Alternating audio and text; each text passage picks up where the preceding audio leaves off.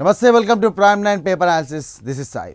Right, ఈరోజు paper analysis కార్యక్రమంలో భాగంగా వివిధ దినపత్రికల్లో వచ్చినటువంటి వార్తా విశేషాలు, అలాగే ప్రధానంగా ఎటువంటి వార్తలకు ప్రాధాన్యత ఇచ్చిందనే అంశానికి సంబంధించి మాట్లాడుకుందాం. ముందుగా మనం వెళ్ళాల్సింది ఇటు ఈనాడుకి సంబంధించినటువంటి వార్త చూసుకుంటే కనుక రాయల్ సీమకు ఇన్ఫీల్డ్. రైట్, 2508 కోట్లతో తిరుపతిలో పరిశ్రమ, 1,00,000 కోట్లతో విశాఖలో రిలయన్స్ డాటా సెంటర్, అలాగే సీఎం చంద్రబాబు అధ్యక్షతన సంబంధించి కూడా 17వ SIPB సమావేశం జరగబోతోంది. ఇక 2,09,964 కోట్లతో వివిధ పెట్టుబడులకు సంబంధించి ప్రతిపాదనలకు ఆమోదం.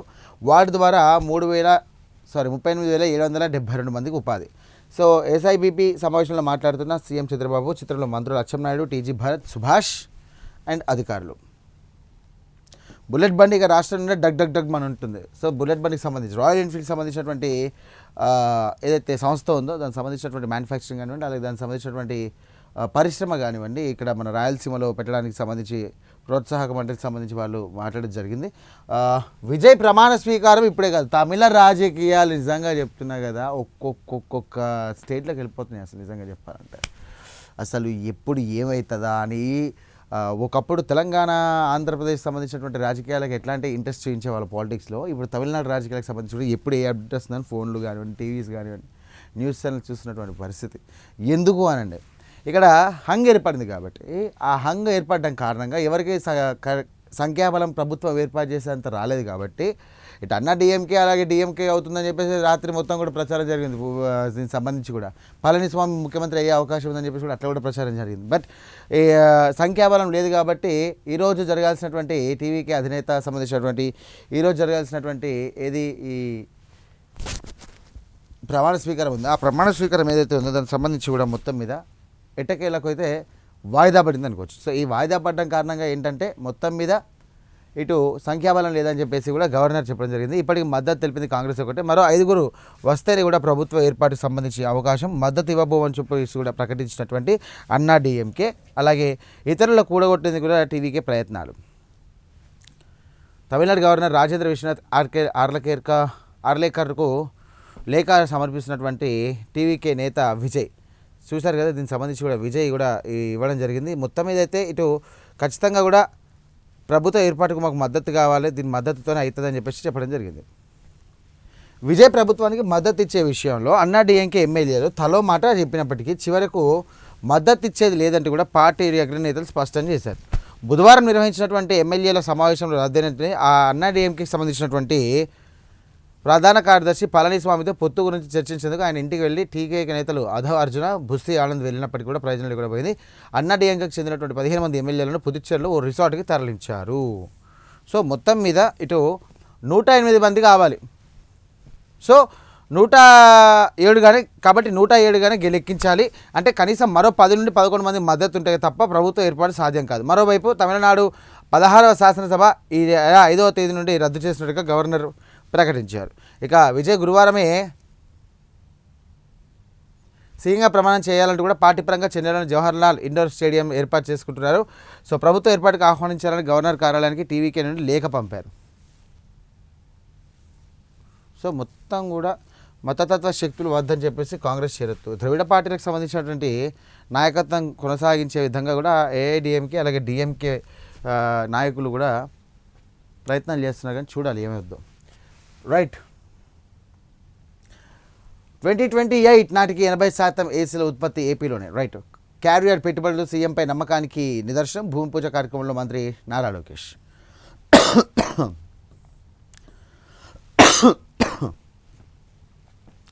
డ్వాక్రా మహిళల కుమార్తెలకు కళ్యాణ లక్ష్మి, వివాహాలకు పావలా వడ్డీకే 1,00,000 వరకు రుణం.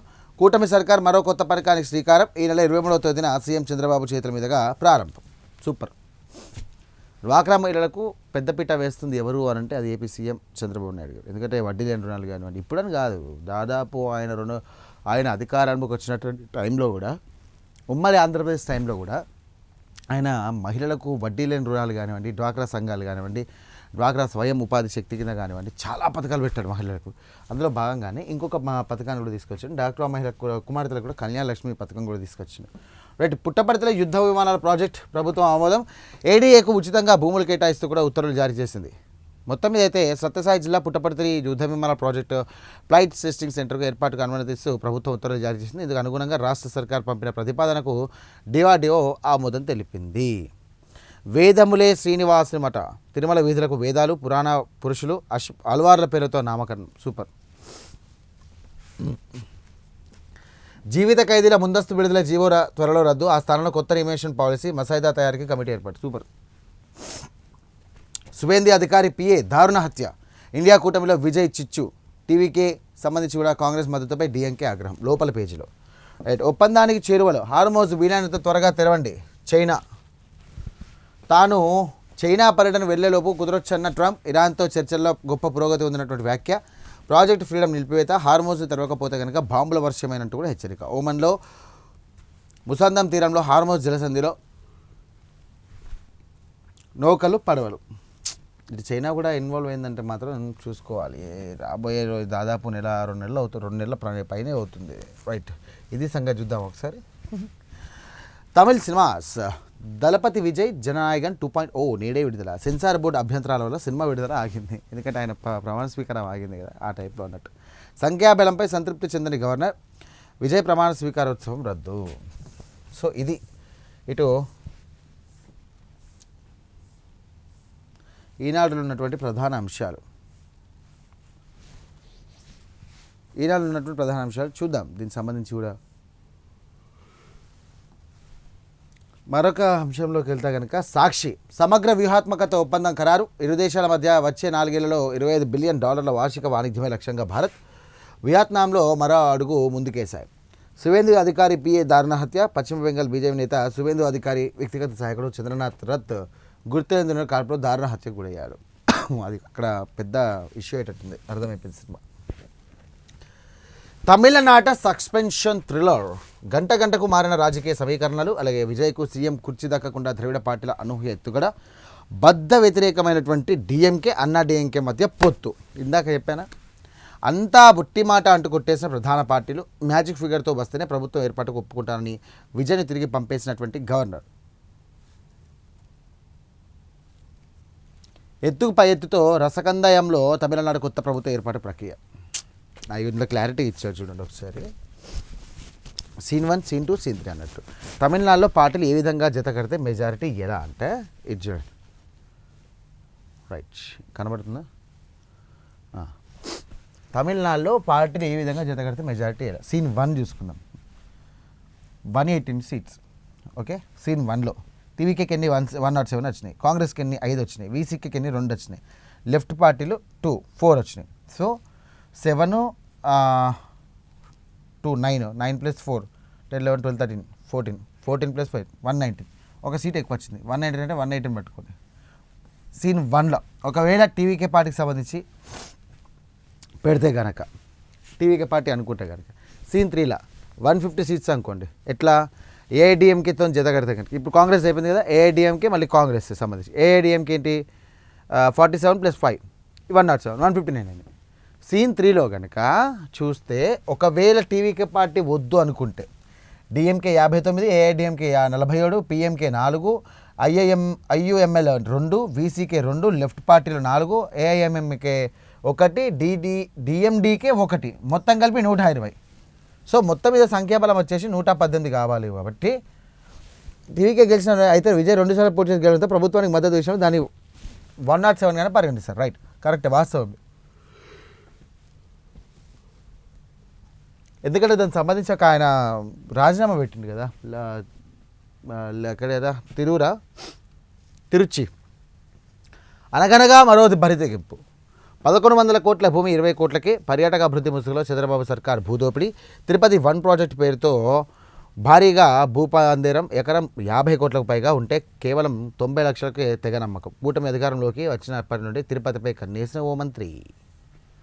భూములు అవి విధన వాటి మొత్తం ఇంకేం పందుకులేదు. మళ్ళీ ట్రంప్ బాంబు బెదిరింపులు. ఇరాన్పై యుద్ధాగ్ని రాజేసినటువంటి అమెరికా అధ్యక్షుడు ట్రంప్ మళ్ళీ అదే పాట పాడారు. ఇరాన్పై దాడులకు సంబంధించి కూడా మేము ఆరంభించిన ఎపిక్ ఫ్యూరీ సైనిక చర్య ముగుస్తోంది. ఇరాన్ కనుక మళ్ళీ తోక జాడిస్తే కనుక బాంబుల వర్షం కురడం ఖాయం. ఇంగ్లీష్ పరిజ్ఞానం తప్పనిసరి. ప్రభుత్వ స్కూళ్లలో ఇంగ్లీష్ మీడియంలో బోధనపై హైకోర్టు వ్యాఖ్య. ఇది ఎవరికి కాదనలేని సత్యం. ఇంగ్లీష్ పరిచయం లేకపోతే పిల్లలు ఇతర రంగాల్లో రాణించలేరు. తెలుగుతో పాటు ఇంగ్లీష్ కూడా నేర్చుకోవాలి. అప్పుడే పిల్లలు ఇతర రంగాల్లో కూడా రాణించగలుగుతారు. ఆ రంగాల వారికి మెరుగైన అవకాశాలు లభిస్తాయి. పరిహారానికి 10 ఏళ్ల రాజధానిలో వడ్డమానుకు చెందినటువంటి ఓ రైతు ఆవేదన. 2వ విడత ల్యాండ్ పుల్లింగ్లో భాగంగా 13 ఎకరాలు ఇచ్చాను, అందులో 2 కోళ్ల ఫారాలకు పరిహారం అడిగితే కనుక పట్టించుకోవడం లేదు, 10 ఏళ్ల తర్వాత ఇస్తారట, వాటి కోసం చాలా ఖర్చు చేసిన పూలింగ్ కోసం రైతులకు భయభ్రాంతులకు గురి చేస్తున్నారు. సో ప్రభుత్వాన్ని నమ్మినందుకు నట్టేట ముస్తుంది. ఈనాం నిషేధిత భూమిలో వివరాలు ఆన్లైన్లో తొలగింపుకు దారుణం. నా భూమి నాకు వెనక్కిస్తే సాగు చేసుకుంటాం. ఆమె ఇలా చనిపోయింది. విచారణ నిమిత్తం క్రోసూర్ పోలీస్ స్టేషన్కు వచ్చినటువంటి మహిళ, ఆమె మొదటి అంతస్తు నుండి పడిపోయిందన్న పోలీసులు. మంగళగిరి ఎయిమ్స్లో మృతి. కానిస్టేబుల్ కొట్టి చంపారంటూ తొలుత మృతురాలి బంధువుల ఆరోపణ. ఆపై రాద్ధాంతం చేయొద్దన్న మృతురాలి తల్లిదండ్రులు. సరే, ఇదం జగత్ చూద్దామా ఒకసారి. ఎట్లా కూడా నెగిటివ్ ఉంటుంది అనుకో. కంపకు 40 కోట్లు, అద్దాలకు 2500 కోట్లు, నీటి ఎత్తిపోతలకు 560 కోట్లు, రాజధానికి సున్నాలు నీకు వస్తున్నాయి అయితే. ఓకే, ఇట్లా సున్నాలు పెట్టుకుంటూ పోతారు. అమరావతి కంప తొలగింపులకు 40 కోట్లు అంట. సరిపోయింది. రైట్, ఇది సాక్షిలో ఉన్నటువంటి ప్రధాన అంశాలు. రైట్, నెక్స్ట్ ఫస్ట్ తర్వాత ఆంధ్రజ్యోతి. 2 లక్షల కోట్ల 2 పెట్టుబడులు. క్యారియర్ పరిశ్రమ భూమి పూజ కార్యక్రమంలో భాగంగా సంస్థ ప్రతినిధులతో మంత్రి నారా లోకేష్. 39,000 మందికి ఉద్యోగ అవకాశాలు, పలు ప్రతిపాదనలకు ఎస్ఐపిజి గ్రీన్ సిగ్నల్. విశాఖలో 1,00,000 కోట్లతో రిలయన్స్ డేటా సెంటర్, అలాగే 51,000 కోట్లతో సత్యసాయి జిల్లాలో సోలార్ పవర్. కడపలో 12,000 కోట్లతో ఆదాని ఇంధన ప్రాజెక్టు. తిరుపతిలో 2,500 కోట్లతో ఎన్ఫీల్డ్ యూనిట్. అనుమతులు వేగంగా ఏపీ బ్రాండ్ కనబడాలి. ప్రతిపాదనని కూడా కార్యరూపం దాల్చాలి. అధికారులకు ముఖ్యమంత్రి చంద్రబాబు ఆదేశం. Andhra cool capital. 2 ఏళ్లలో 80% ఏసీలు ఉత్పత్తులు ఇక్కడ నుండే. అయితే శ్రీ సిటీ క్యారియర్కు శంకుస్థాపన, 1000 కోట్లు పెట్టుబడి, 3,000 ఉద్యోగాలు. సూపర్.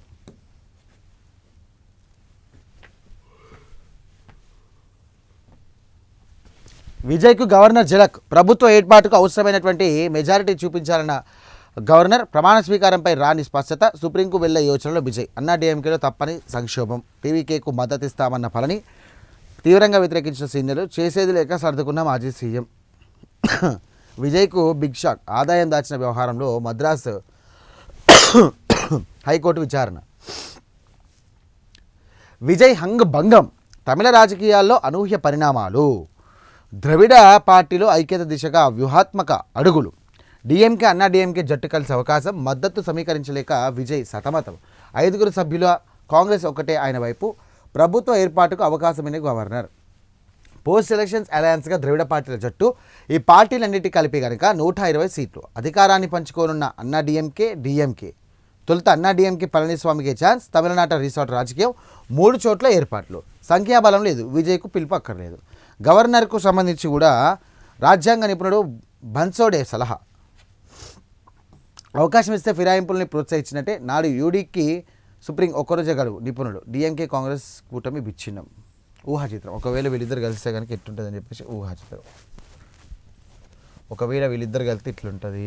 సో ద్రవిడ పార్టీల సంబంధించినటువంటి అంశాలనే బాగుంటే, ద్రవిడ పార్టీ సిద్ధాంతాలని కొనసాగిద్దాం, మన ఇద్దరు ఒకటే అవుదాం, ఖచ్చితంగా కూడా అధికారాన్ని చేజిక్కిస్తామని చెప్పేసి ఇట్లా మాట్లాడుతారని చెప్పేసి తమిళనాడులో వస్తున్నటువంటి మాట.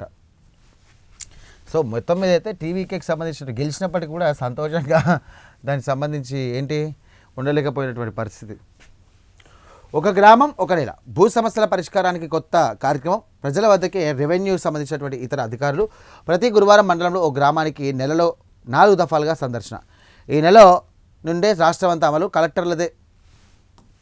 కలెక్టర్లదే CCLA మార్గదర్శకాలు. రైట్. నేడు రేపు కలెక్టర్ల సదస్సు. అజెండాలో చేరినటువంటి కీలక అంశాలు. మంత్రులు సింగపూర్ పర్యటనపై చర్చ.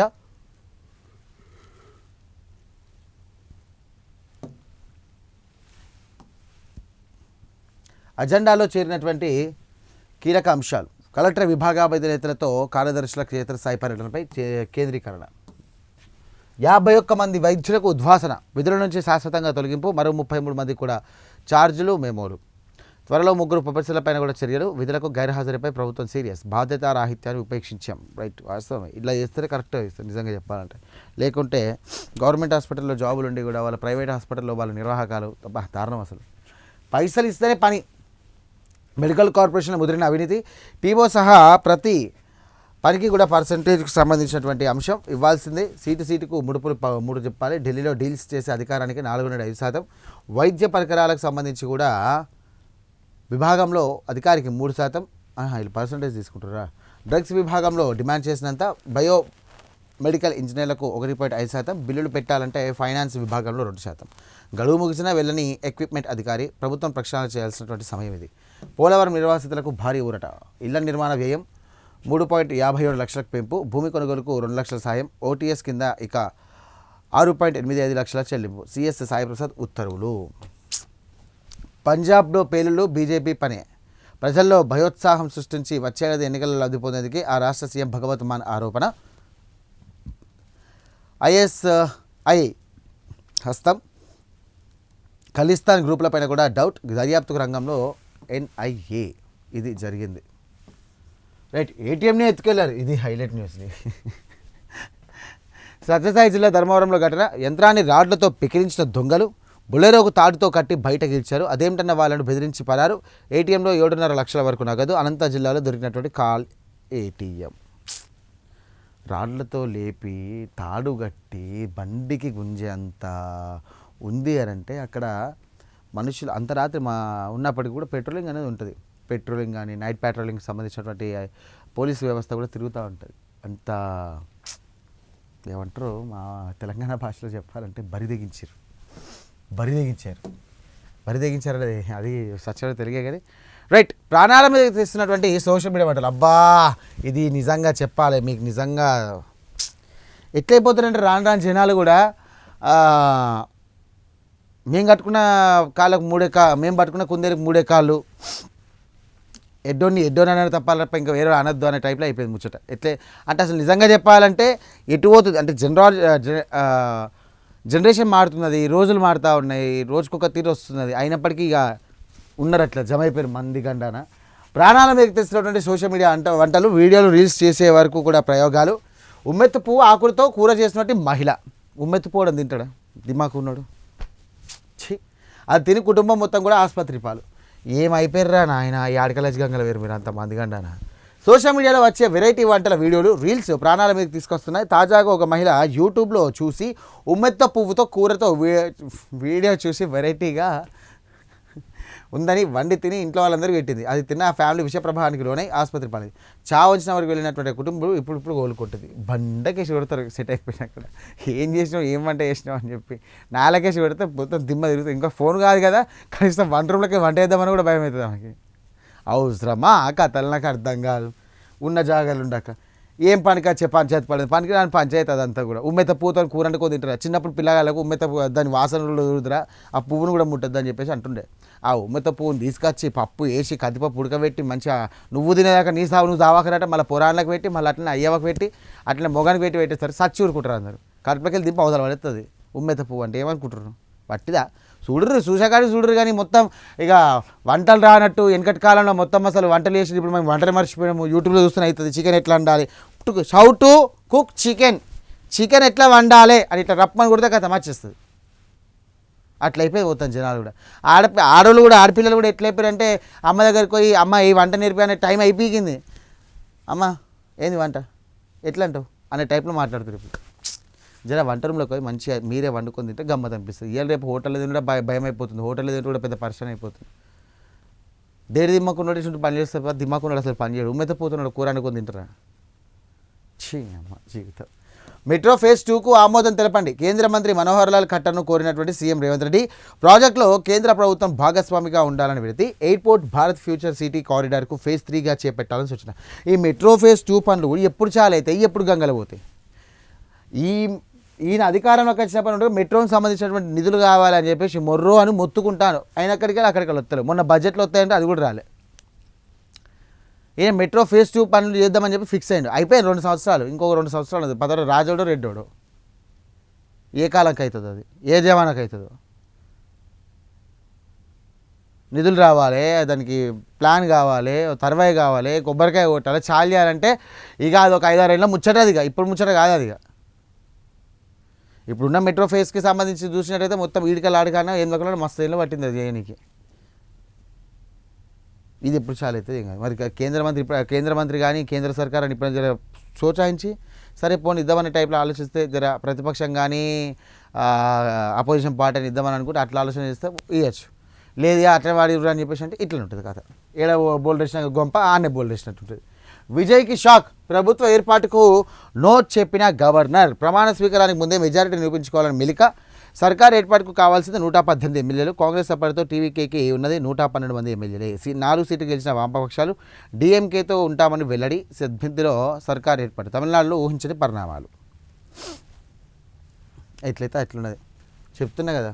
అన్నంలో కూర ఉన్నది, ప్లేట్లో అన్నం ఉన్నది, ఇంత మటన్ ఇంత చికెన్ మంచి అన్ని కూరగాయలు అన్నీ నోటికాడికన్నం పోతలేదు, కానీ తినబుద్ధి కూడా అవుతలేదు. అట్లనేది కథ. ముంగరకొతే బాయి వెనుకపోతే షెరు.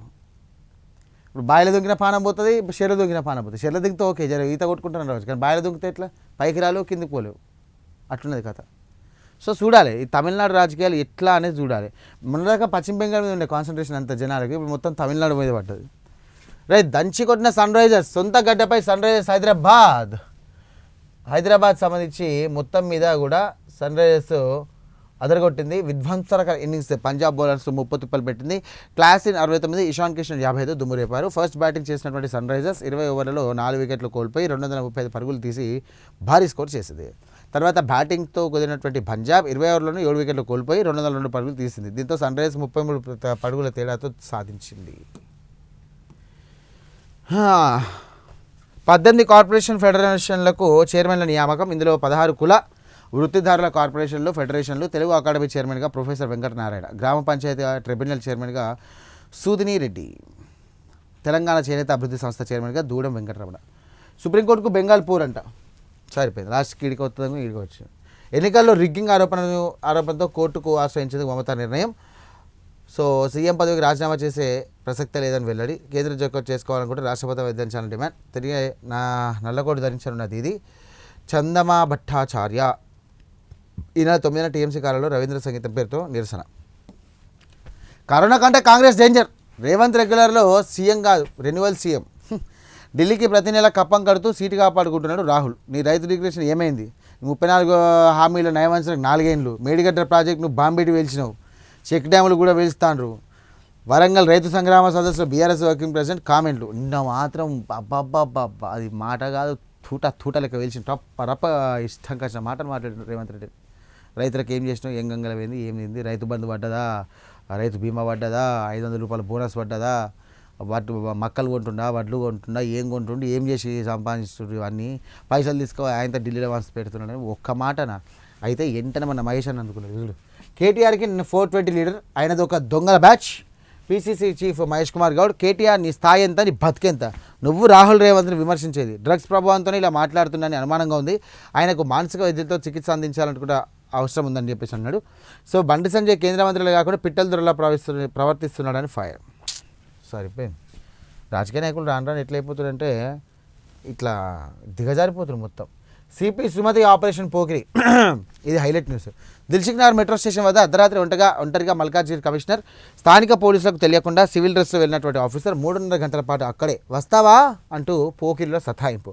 తెల్లవారి 3 దాకా రాని పెట్రోలింగ్ వెహికల్. ఆ ప్రాంతంలో నిరంతరం గస్తీ పెంచాలని పోలీసులకు ఆదేశాలు. 40 మంది ఆకలి పోరాగాన్ని ఏం గాలైపోయారు. పోరాలని తీసి బండకేసి కొట్టాలి, మామూలు విషయం కాదు. సరే ఒక మాట, నా మాట చెప్తా. ఆమె పోలీస్ ఆఫీసర్ కాదుగా, తెలియదని చెప్పేసి వస్తావా, ఏంది, ఏం కథ, ఏం చేస్తావు చెడాన్సారు పోరాళ్ళందరూ కూడా. పోలీస్ ఆఫీసర్ అయితే చెడాన్సారు కదా. అంటే పోలీస్ ఆఫీసర్కి ఒక లెక్క, పోలీస్ ఆఫీసర్ లేకుంటే ఒక లెక్క అన్నట్టు. వాళ్ళకన్నా అసలు భయం ఉందా పోరాళ్ళకు? గాంజా తాగుతుర్రు, డ్రగ్స్ తీసుకుంటుర్రు, తాగుతున్నారు, రోడ్ల మీద పందిక్కు లేకుండా రోడ్ల మీద రాత్రి 4 గంటల దాకా తిరుగుతుర్రు మందిపానం తీయడానికి. అయ్యవనేమో ఇంట్లో కొడుకు బంగారం వాళ్ళు ఉన్నాడని చెప్పేసి అనుకుంటారు. ఓడికి న్యాయం చేద్దాం అనుకుంటారు, ఓడికి అన్యాయం చేద్దాం అనుకుంటారు. నాకు అర్థం కాదు. అరే గవర్నమెంట్ మొత్తం కూడా మొత్తుకుంటుంది అసలు డ్రగ్స్ రహిత సమాజంగా చేస్తాం, గంజాయి రహిత సమాజంగా చేస్తాం, అసలు యాడ ఏమున్నా ఈగల్ టీం అరుచుకుంటుంది, బొంద పెడుతుంది అనుకుంటుంది. ఇదా పోలీస్ ఆఫీసర్కే తప్పలేదు. మామూలుల పరిస్థితి ఏంది? 40 మంది అంటే మామూలు విషయమా? ఒక చిన్న 18 ఏళ్ళ పిల్ల కానీ ఒక 24 ఏళ్ళ పిల్లాడు ఉంటే ఆమె పరిస్థితి ఏంది? నేనే మళ్ళీ ఒక వార్త తయారవుతున్నా, దిల్సుఖ్ నగర్లో దారుణం అని. పెట్రోలింగ్ వాహనాలకు ఏమైంది నాకు అర్థం కాదు. రాత్రిపూట పెట్రోల్ పెంచాలి. హైదరాబాద్ సిటీలోనే ఇట్లుంటే మారు ఊళ్ళో పరిస్థితి ఏంది, నిజామాబాద్ పరిస్థితి ఏంది, ఇటు కామారెడ్డి పరిస్థితి ఏంది, వరంగల్ పరిస్థితి ఏంది, హన్మకొండ పరిస్థితి ఏంది, ఇంత దారుణంగా ఉంది నాకు అర్థం కాదు. 5 రోజుల వర్షాలు 50 కిలోమీటర్ల వేగంతో ఎదురుగాలుడు, తగ్గిన ఎండ తీవ్రత 43 డిగ్రీలకు దిగొచ్చినటువంటి టెంపరేచర్లు, గాలివాన బీభత్సానికి 4 బలి. అరే అవ్వ.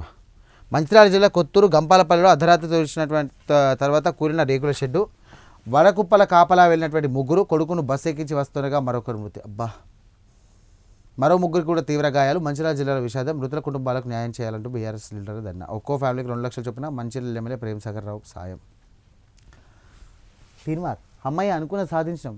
ఇరాన్లో మా టార్గెట్ నెరవేరింది. ట్రంప్ దౌడలు మొత్తం సెట్ అయిపోయినాక అయినా కూడా మేము అనుకున్న సాధించాం అన్నదట.